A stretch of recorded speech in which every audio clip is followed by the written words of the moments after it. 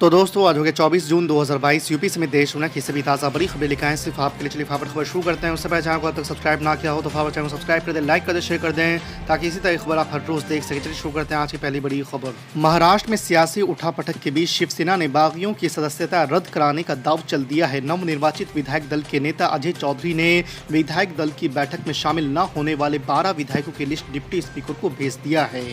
आपको बता दें कि शिवसेना के इस एक्शन पर एकनाथ शिंदे ने इस पर पलटवार करते हुए पूछा है कि आप किसे डराने की कोशिश कर रहे हैं। हमें भी कानून पता है, संविधान की 10वीं अनुसूची के मुताबिक व्हिप सदन के काम के लिए होता है, मीटिंग के लिए नहीं। समाजवादी पार्टी के राष्ट्रीय अध्यक्ष और उत्तर प्रदेश के पूर्व मुख्यमंत्री अखिलेश यादव ने बृहस्पतिवार को सत्तारूढ़ भारतीय जनता पार्टी पर आजमगढ़ और रामपुर लोकसभा उपचुनाव में सत्ता का दुरुपयोग करने का आरोप लगाया है।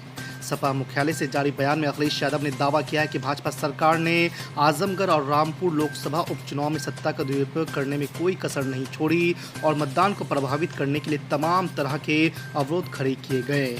उन्होंने ये भी आरोप लगाया कि स्थानीय पुलिस से पार्टी कार्यकर्ताओं को प्रताड़ित कराया गया और भाजपा के पक्ष में मतदान कराने के लिए उन पर नाजायज दबाव डाला गया। नेशनल हेराल्ड केस के कथित मनी लॉन्ड्रिंग मामले की जांच कर रही ईडी ने कांग्रेस अध्यक्ष सोनिया गांधी से जुलाई महीने के आखिरी में किसी भी समय पेश होकर अपना बयान दर्ज कराने को कहा है। आपको बता दें कि सोनिया गांधी ने अपनी खराब सेहत की वजह से ईडी से आग्रह किया था कि उनकी पेशी की तारीख कुछ सप्ताह के लिए आगे बढ़ा दी जाए। ईडी ने उनके इस आग्रह को स्वीकार कर लिया था। हरियाणा में सेना में भर्ती के लिए लगाई गई अग्निपथ स्कीम का विरोध किसान आंदोलन जैसी राह पर बढ़ता दिख रहा है। हरियाणा की कुछ खाप पंचायतों के नेताओं ने अपील की है कि अग्निपथ स्कीम के तहत भर्ती के लिए आवेदन करने वालों का सामाजिक बहिष्कार किया जाए। यही नहीं, खाप नेताओं ने भाजपा और जननायक जनता पार्टी के नेताओं के विरोध का भी आह्वान किया है। इसके अलावा स्कीम का सपोर्ट करने वाले कॉरपोरेट घरों का भी विरोध की अपील की गई है। आपको बता दें कि आनंद महिंद्रा समेत कई कारोबारियों ने इस स्कीम का समर्थन किया है। महाराष्ट्र में जारी राजनीतिक उठापटक पर पश्चिम बंगाल के मुख्यमंत्री और तृणमूल कांग्रेस की मुखिया ममता बनर्जी ने बीजेपी पर निशाना साधा है। ममता बनर्जी ने बीजेपी से कहा है कि महाराष्ट्र के बाकी विधायकों को असम के बजाय बंगाल भेज दीजिए, हम उनकी अच्छी से आवभगत करेंगे। ममता बनर्जी ने कहा है कि बीजेपी अनैतिक तरीके से महाराष्ट्र की सरकार गिराने का प्रयास कर रही है।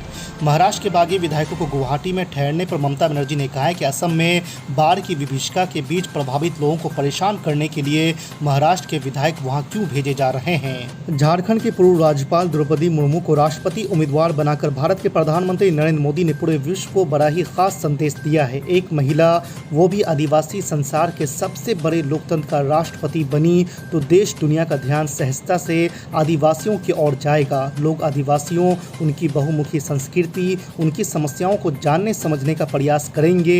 ये उनके स्वर्गीय विकास और उत्थान का बड़ा अवसर प्रदान करेगा। असम में नदियों में उफान के चलते बाढ़ की स्थिति अब भी गंभीर बनी हुई है। ब्रह्मपुत्र, बराक और उनकी सहायक नदियां कहर बरपा रही है।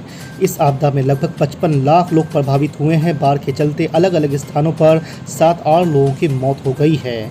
आपको बता दें कि इस साल प्राकृतिक आपदा के कारण 89 लोग जान गंवा चुके हैं। अधिकारियों के अनुसार भुवनेश्वर से एनडीआरएफ के जवान असम भेजे गए हैं। वहीं करीमगंज और कचार जिलों में बराक और कुशियारा नदियों का जलस्तर बढ़ने से स्थिति गंभीर बनी हुई है। प्रधानमंत्री नरेंद्र मोदी से ये सवाल करना चाह रहा हूँ कि भारत के सिपाहियों की, सोल्जर्स की ये डिग्निटी है आपके दिमाग में, आपकी सोच में, उनकी ये इज्जत है आपके दिमाग में।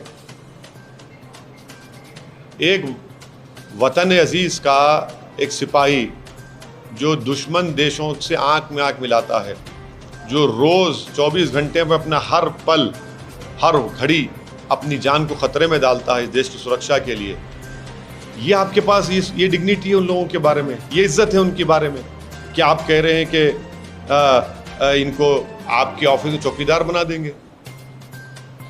जो देश की सेवा करने के लिए, मुल्क की सालिमियत को महफूज करने के लिए जो फौज में, एयरफोर्स में, नेवी में जाता है, वो एक ऑनरेबल प्रोफेशन होता है। उसमें डिग्निटी होती है, उसमें एक स्टेटस होता है, प्रेस्टीज होता है। और आप उन लोगों को इस तरह ट्रीट करेंगे, चौकीदार बनेंगे। तो आपकी ये स्कीम 4 साल की चौकीदार बनाने की है।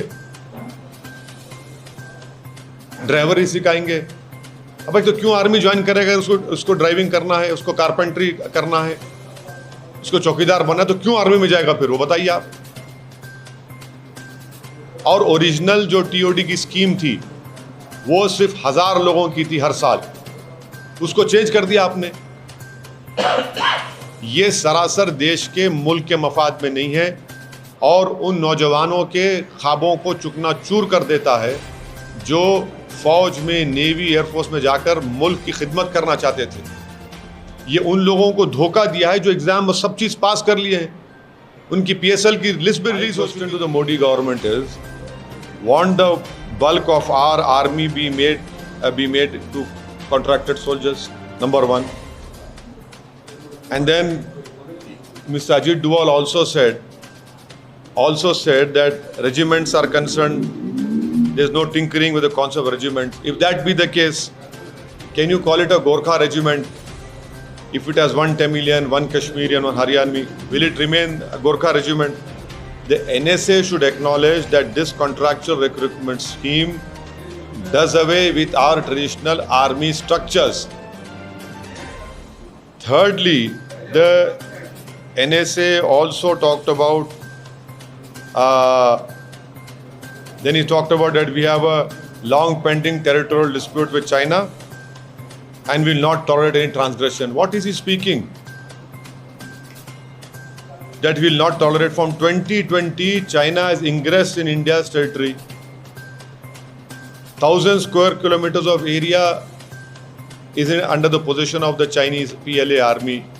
Indian army is not able to patrol that area from last 25 months. The NSA says will not tolerate any transgression. Then how is it that our foreign minister, Shri Jaishankar, says ties with China will not be normal till border crisis is resolved? Then he goes to attend a BRICS meeting and listens to the Chinese Premier Xi Jinping. Then the same NSA also attends a meeting with China. Now PM himself, Modi himself, will be attending the BRICS summit. Is this normalcy or not? Please tell us. What is happening? So there's a contradictory stance which is taken by various people, and it's a political decision which has been taken by the government of India. Why are they pushing all these people in front? Let the Prime Minister come and own up to this scheme, which is wrong for the countries as far as security is concerned, which is wrong for the people who are looking forward to serve in Indian Army with dignity, who are willing to lay down their lives. And why is it that no one is talking about that this process of appointing our soldiers started in December 2019?